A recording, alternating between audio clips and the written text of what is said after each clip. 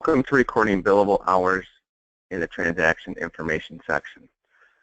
So the reason why you may want to use the transaction section to record your billable hours is because at the same time you will be building an invoice. So to the example I'm going to show you, I'm going to do it for monthly payroll for this client. So transaction type, I'm going to select monthly payroll. And I have it set so the fee and the hours field automatically will display. And I've also defaulted for monthly payroll the hours to be 4 that I'm going to be billing them. And I set that up in admin in the transaction type section. Now I can override this to whatever I'd like. Say I'd like it to be 6 hours.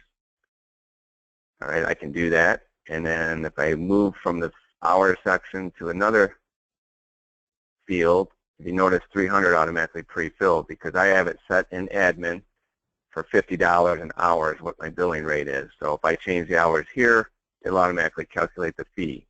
But the trick is you have to first click on the field, hours field, and then move off of it to get the calculation to happen.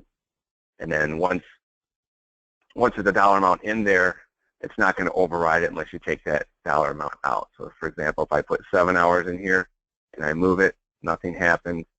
But if I take the dollar amount out of the fee field and now I click on the hours and move, now it's recalculated to $350.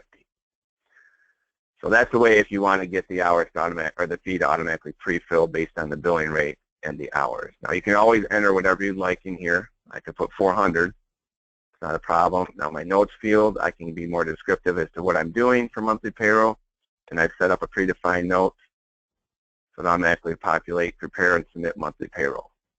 So from here I'm just going to go ahead and save it. So at this time, I've logged in my fee, $400. I've logged in the hours, and from here I can go ahead and print an hourly invoice showing them the hours I've worked and what I've done, and then submit it to them. So I'll do one more example. Monthly payroll.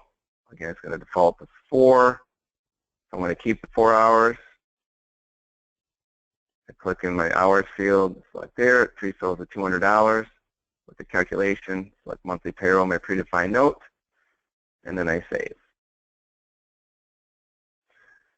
So it's a very quick and basic way to log hours regarding whatever transaction type you're doing, and at the same time you're building an invoice.